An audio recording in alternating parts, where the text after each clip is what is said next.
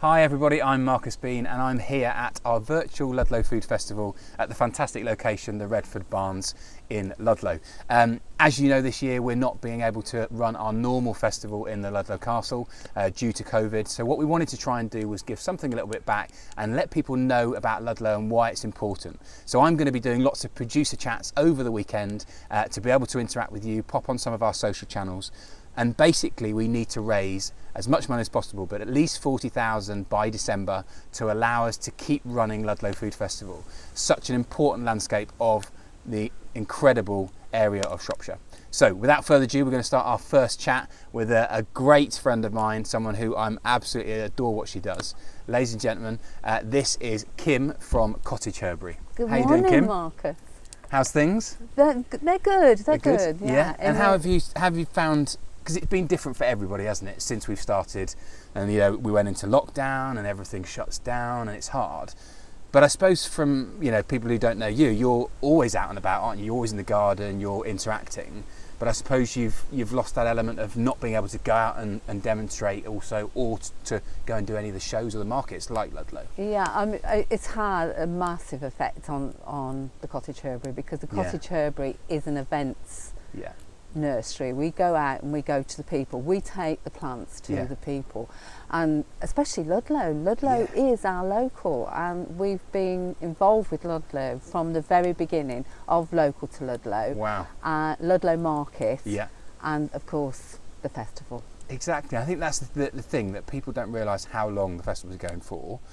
What got you encouraged to sort of start demonstrating, start bringing your amazing produce and your herbs and all the flowers and stuff that you grow to Ludlow? What was the draw for coming to have that stand?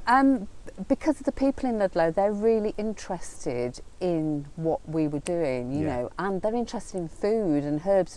Obviously, you can't have food and no. Well, exactly. Herb, I think traditionally they've probably always been in food, but I think we go through stages, don't we? And now I think people realise that having, and I always teach it when we're in school, it's always about understanding that by putting that one fresh ingredient in, that little bit of herb, just changes the dynamics of the food completely.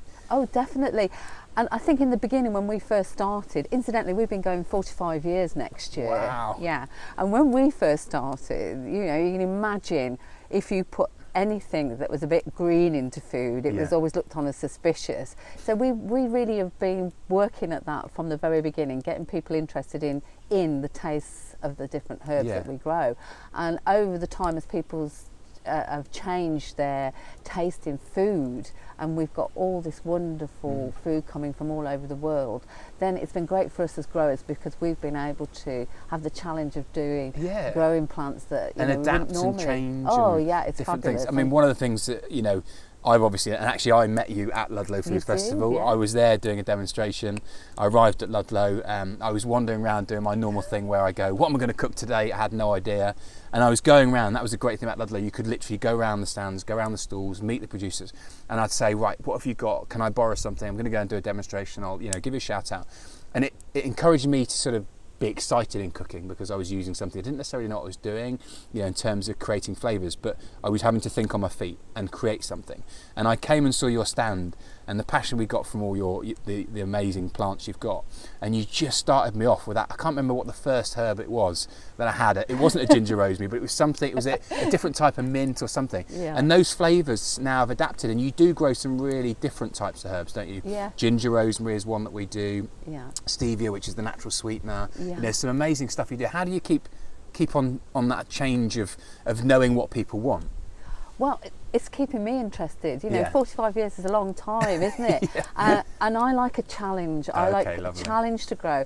I'm only 2 miles from here, and the challenges we have with weather is considerable. We get really cold or we get really hot. So I grow a diverse range of plants to marry up with those weather conditions as well. But if somebody said I can't grow something, then I think, oh, can I grow that? Or Rob, we've got to bring Rob into this, because Rob is the, he's the propagator. Yeah. He's very green fingered. Yeah. He touches things, he puts it in a bit of compost, and away it goes. I'm lucky. I'm so lucky to have a really good propagator. Well, I think that's the nice thing. I think it's almost like sort of a couple as well, running a restaurant or a pub. It's that same relationship. You're always trying to sort of, not better each other as well, but you're always challenging each other. You're challenging what you're growing. It's always about changing the dynamics of what we have.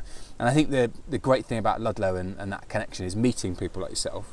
But is there any sort of really good sort of, over that period of time that you've been, having a stand at Ludlow, is there any moments that really stand out that sort of, that stick with you? I think working with the chefs is great, because you're all very different. We are, yes, yeah, indeed. And that's wonderful, because we can sort of because we grow so many different plants, we can accommodate all of you. It's meeting the people that are passionate about food. I'm actually very passionate about food, and because I bring the flavours to the food as well. And talking to people just about, let's talk about a Savoy cabbage, what you can do with that, and how you can, enhance that with herbs and spices and things. It's just that passion when you're at Ludlow that you get. And you get people from all parts of the culinary world as well, the writers as well, that come along. It's great to meet them. I think because Ludlow brings so many people from the world of food. Yeah, and I think that's the thing. I think we're in that stage now, and I think if anything, sort of lockdown has brought people more encouraged to be able to go out and do a bit of gardening. I know I've been out a little bit more, I've had a bit more time, so I've spent more time.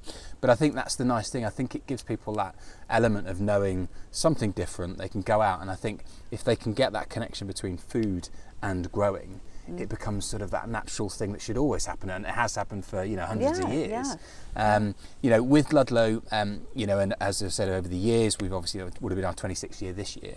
In terms of the connections with chefs, and was there a lot of relationships built? I know obviously we've had one from going on, but over those years, one of the things I've always found with Ludlow is it's a great place to find new people, new producers, and new creatives. And I suppose you probably had a lot of collaborations over the years that have come from Ludlow. Yes, we have. We've got herb gardens out of it. People have come to us, and chefs especially have said, I really want to, have my own herb garden. Well, that's great for us, because that we go along and we see what we've got to work with. We can advise them on what herbs will actually and grow. design it and create it for them. Wow. We can do all of that, which is great. Grow for their needs as well. Because it was great to meet you, because Marcus, you are so enthusiastic about herbs. Love herbs. Great, it's really great, and you've actually pushed yourself with growing as well, which is brilliant for us. I think it's one of those things I never really thought too much about, but then when I realised that you could be so creative, and it's a bit like me creating a dish when I'll create something and I have those ingredients and I put something together, and sometimes I go, oh my god, that's amazing, and you create something that's different and you wouldn't have thought you would have got it. And I think that's what I see in your herbs, is that every time I see it, there's something new, there's something slightly different, or there's a flavour that I think, can I use that for sweet and for savoury, and you can be very creative with it, which works fantastically well. As you know, obviously, this year with the virtual, and this whole year we haven't been able to run any of the festivals for Ludlow, which is such an important part of the landscape for the community and for the town, but also for yourself, for producers and growers. What would it mean to lose Ludlow?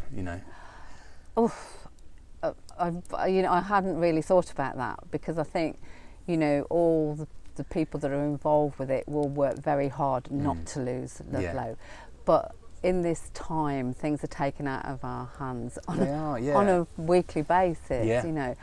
I would very much miss Ludlow. I really would, and it's been a very big part of the Cottage Herbery's life. I suppose, and growing really yourself and that whole thing, and I think that's the great thing. So it is, as we said, it's really important obviously to support Ludlow. One of the reasons we're doing this virtual weekend is to allow people to see you, so they might have come to Ludlow Food Festival over the weekend and actually been able to see you selling the plants, but hopefully they'll be able to see you and understand a bit more. If they want to find out more about the plants, they can go to your website, which is www.thecottageherbery.co.uk. UK. Excellent, fantastic. And of course what we need to do, ladies and gentlemen, is we need to make sure we raise as much money as possible to keep Ludlow going and keep Kim and Rob coming to Ludlow Food Festival to sell their incredible herbs and connecting with all those people that come, chefs, producers, growers, writers. And over the years we've had some famous writers, we've had some fantastic chefs, you know, and we want to keep building and developing that. So what you need to do, ladies and gentlemen, is become a friend of Ludlow. You can go onto our Ludlow Food Festival website, click onto there, and there is a chance to donate. They can donate any amount from £15 right up to a nominal amount, and the advantage is all of that money is going to go back in. And the great thing that we don't always understand, and I think people don't understand about Ludlow, is we are a not-for-profit. You know, this is a community-based thing, and that's where it was created, wasn't it? It was created because people wanted to support that local community, support those people, and we're really asking everybody now to support us, because we need the money to survive so we can keep bringing incredible producers to Ludlow. So before we go, I've noticed you brought some herbs, so we're not going to cut off quite yet. You're going to show me some amazing stuff. I know what that is. Well, tell me. I've bought things you like. Yes. I'll give you a bunch of Look at that. We can do it socially distanced bunch there. Freshly picked this morning for you, so you can have some of that. Everybody can have some of that for tea later on, or. And actually, you know, we were talking about food earlier as well, and about how creative herbs are in food. But not only that, like just putting it in like cups of tea and drinking it and drying it. And I've got into really drying my herbs and stuff. And lemon verbena is something that is so amazing in flavour. I mean, that is so fresh. That's the mother plant. That's where all the lemon verbenas come from.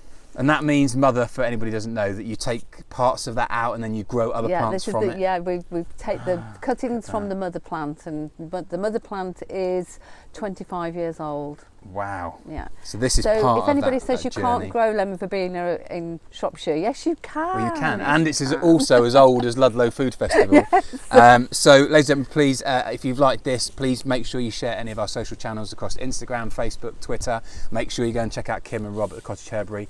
Also, as well, a big thank you to Redford Barnes for being here, but also please support us over this weekend. Please share any posts that we have to allow us to try and raise as much money as possible to keep Ludlow running. There's lots of hashtags, there's lots of saving Ludlow. Just go onto our website, is the best place to send you. Connect on there, there's a donate button straight away, and please donate anything you can to help save our not-for-profit organisation. Thank you very much, Kim. Amazing to see you again. I'll give you a socially distanced elbow, and we'll see you all again soon. Take care. Thank you very much. Bye bye.